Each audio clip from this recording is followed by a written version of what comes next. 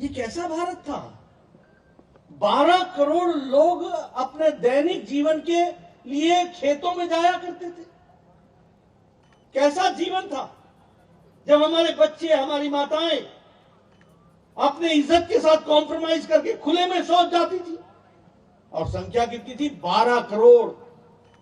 क्या भारत था 70 साल तक। और आज 12 करोड़ इज्जत घर बना करके महिलाओं के इज्जत का सशक्तिकरण किया है तो नरेंद्र मोदी जी ने किया है, यह भी हमको याद रखना। मुझे यहां नहीं मालूम कि आप लकड़ी कहां से इकट्ठा करके लकड़ी का चूल्हा जलाती थी, लेकिन मेरे गांव में तो लोग, महिलाएं 5 बजे सुबह उठती थी, जंगलों में जाती थी, लकड़ी काटती थी, लकड़ी काट के सर पर बोझा रख करके आती थी, फिर उसको जलाती थी और फूकनी से लेकर के फूक करके वो चूल्हा जलाया जाता था और 200 सिगरेट के बराबर का धुआं एक दिन में उनके फेफड़े ले लेते थे, एक दिन में। आज मुझे खुशी है कि महिला सशक्तिकरण की अगर हम बात करते हैं तो महिला सशक्तिकरण में हमारे यहां 9 करोड़ बहनों के घर में सिलेंडर पहुंचाया गया है और चूल्हा पहुंचाया है।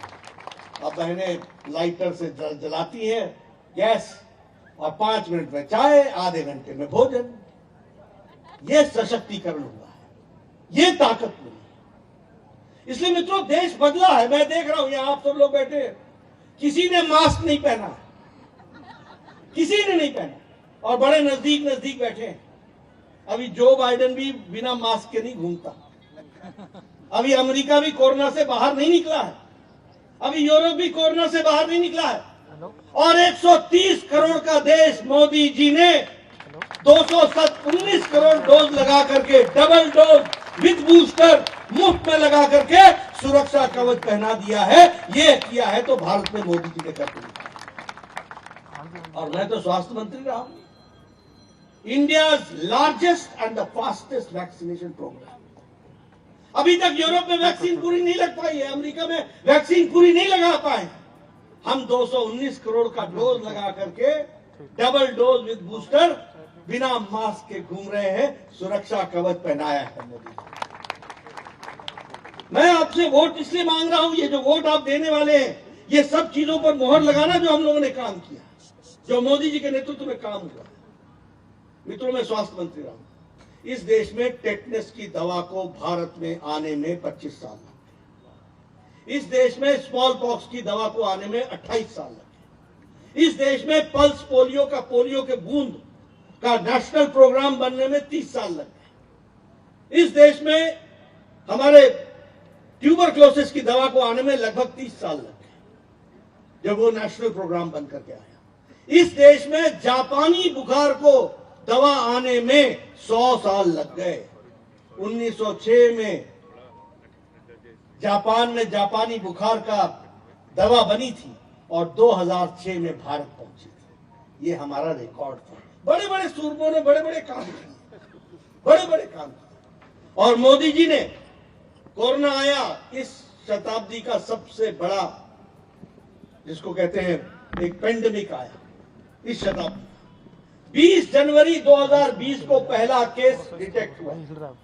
20 अप्रैल को प्रधानमंत्री मोदी जी ने टास्क फोर्स बैठाया और 9 महीने के अंदर एक नहीं 2-2 वैक्सीन बना करके भारत में, और 2-2 वैक्सीन तो आपको दी ही। हमने वैक्सीन मैत्री में 100 देशों को वैक्सीन पहुंचाई है और 48 देशों को मुफ्त पहुंचाई है। यानी भारत अब लेने वाला नहीं है, देने वाला हो गया देश में, दुनिया में अपने आप को। इसलिए हम समृद्ध भारत, सक्षम भारत, आत्मनिर्भर भारत, ये हम पढ़ रहे हैं। एक समय में हम सिम कार्ड खरीदते थे, ये जो आपके मोबाइल में सिम कार्ड लगता है, आज हम दुनिया को बेचने वाले हो गए। दुनिया के दूसरे नंबर के हम हो गए चिप को बेचने वाले। और मोबाइल दुनिया में दूसरे नंबर पर देश खड़ा है भारत, जो दुनिया में मैन्युफैक्चर कर रहा है मोबाइल का। स्टील में हम दूसरे नंबर पर हो गए, सौर में हम 5वें नंबर पर हो गए। विकास की एक नई गाथा लिखी जा रही है। बताइए राजकोट में all India institute of medical sciences बना कि नहीं, बन रहा है कि नहीं बन रहा है? बन रहा है कि नहीं बन रहा है?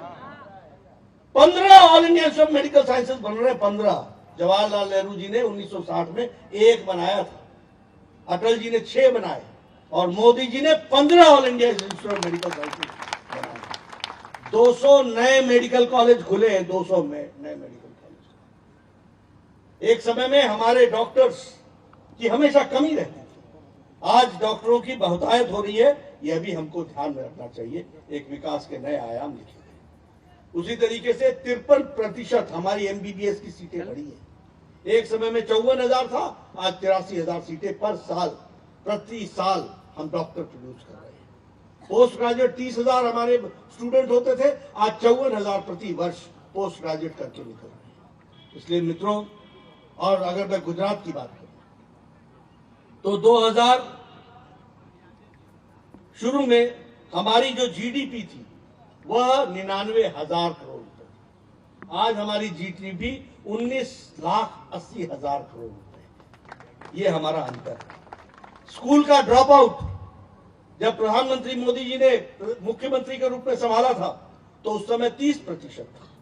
आज का ड्रॉप आउट गुजरात का 1.7%। सबको शिक्षा, सबका विकास। उसी तरीके से फाइनेंशियल टेक्निकल सिटी का बनाना, स्टैचू ऑफ यूनिटी, दुनिया का सबसे ऊंचा स्टैचू, वह भी प्रधानमंत्री मोदी जी ने मुख्यमंत्री काल में उसको भी बना करके एक स्टैचू ऑफ यूनिटी, एकता की, यूनिटी की एक मिसाल कायम की है। वह भी हम सबके ध्यान में है। हमारे यहाँ सभी प्रदेशों में पानी का स्तर घट रहा है और गुजरात में पानी का स्तर 67% बढ़ गया है। ये भी हमको ध्यान रखना है, 67%। इसलिए अब राजेश भाई का वोट भी बढ़ना चाहिए। समझ रहे हैं कि नहीं आप? ये इसको मोहर लगाने का काम होना चाहिए, ये भी हमको ध्यान रखना चाहिए। हमें मालूम है मित्रों कि अभी पीछे वो आए थे और उन्होंने लगभग, प्रधानमंत्री जी ने 1.5 महीने पहले कोई 40,000 करोड़ रुपए के प्रोजेक्ट्स को उन्होंने सहमति दी, उसको आगे बढ़ाया।